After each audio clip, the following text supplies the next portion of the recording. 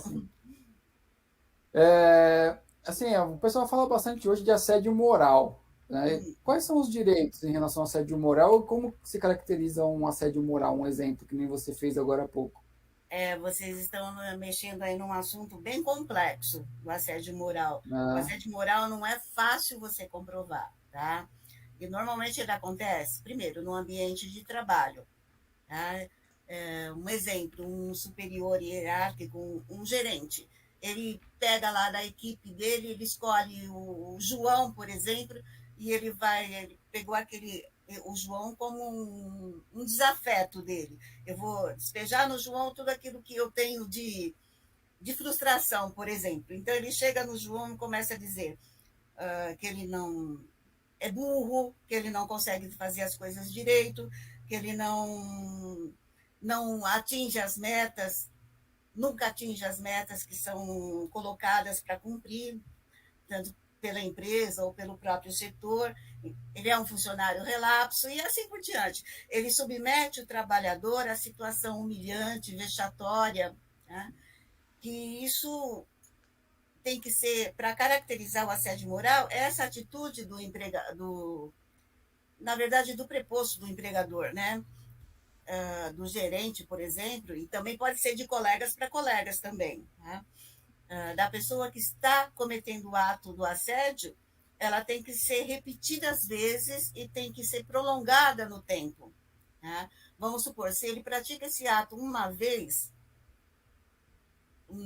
na semana, praticou o ato na semana seguinte, não fez mais nada, isso não caracteriza. Então, ele tem que fazer isso repetidamente, tá? E depois de um período bastante longo que aquilo vem acontecendo, você pode tentar caracterizar o assédio moral. Por que, que normalmente o empregador faz isso? Ou o próprio superior hierárquico? Porque ele não quer aquele funcionário mais junto com ele, estou dando um exemplo. Então, ele faz isso para que obriga, pressionando o empregado a pedir demissão, que aí ele não tem o custo da demissão. É uma forma deles pressionarem o funcionário. Mas para você caracterizar isso na justiça, primeiro você tem que provar a ocorrência desses fatos. Tem que provar que ele foi repetido, tem que provar que ele foi prolongado, por exemplo, um prazo de 6 meses, por exemplo.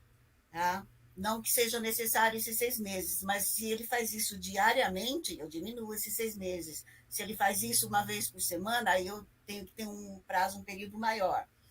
Então, eu tenho que comprovar essa atitude ilícita do empregador, né? Porque o gerente, ele é um preposto do empregador. Então, teoricamente, a empresa responde por ele. Teoricamente, não. Ela responde por ele, tá?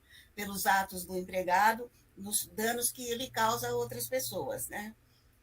Aí, o que mais que o que tem que acontecer? A vítima desse assédio, ela tem que sofrer danos.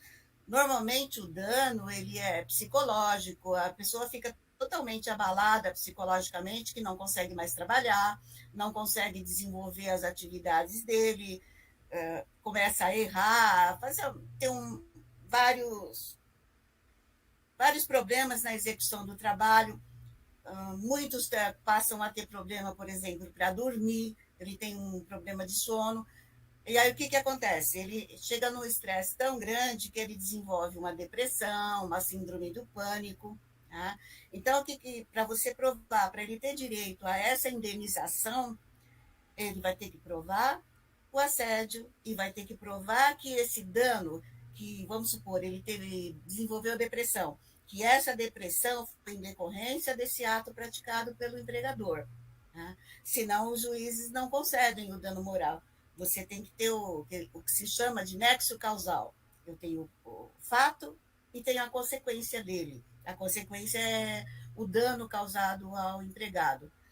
De repente pode até ser físico ou o dano à honra da pessoa, né? Que justamente é o dano psicológico, que você não percebe, o empregador não percebe, muitas vezes o próprio empregado não percebe isso, o próprio trabalhador, ele fica tão angustiado para tentar desenvolver, para não perder o emprego, que às vezes ele nem percebe.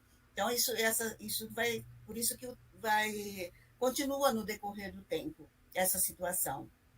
Agora, tem muitos empregados que podem sofrer esse mesmo comportamento do empregador e para ele não teve efeito nenhum. Então, aí realmente você não vai comprovar um assédio moral. Tá?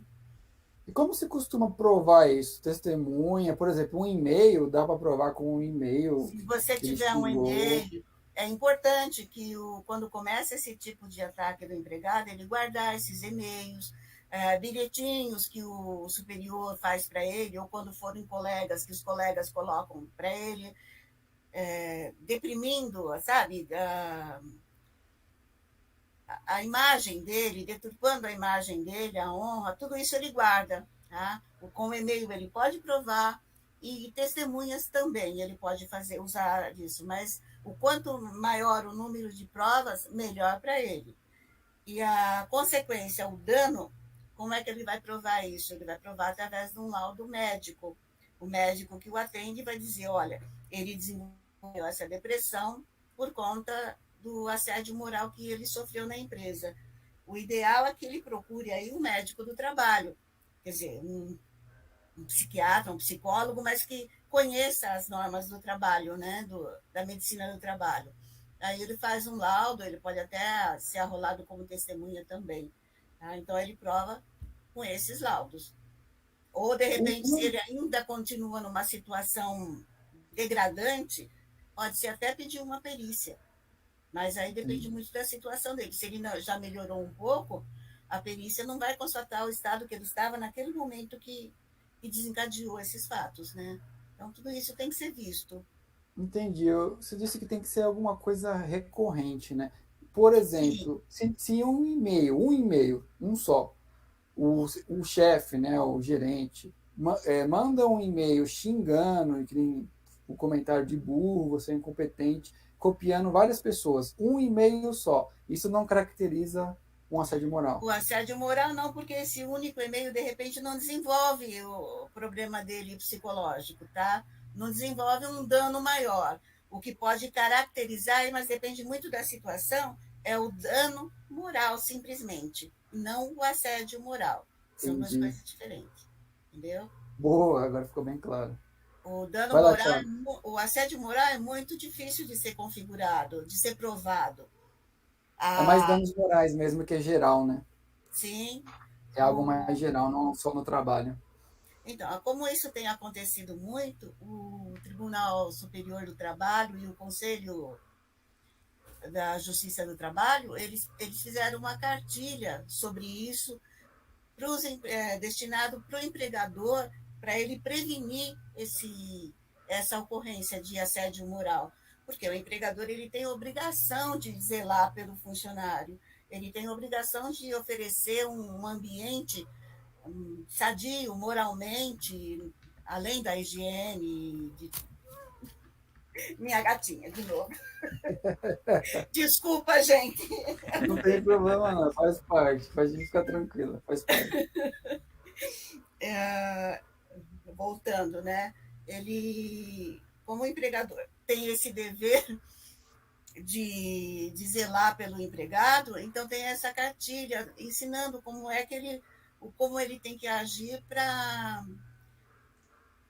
evitar esse dano, para que ocorra esse assédio moral. Inclusive, ele tem que observar não só os funcionários em cargo de chefia, mas os outros funcionários que estão subordinados ao cargo de chefia, porque o assédio moral ele pode acontecer de colega de trabalho na mesma posição.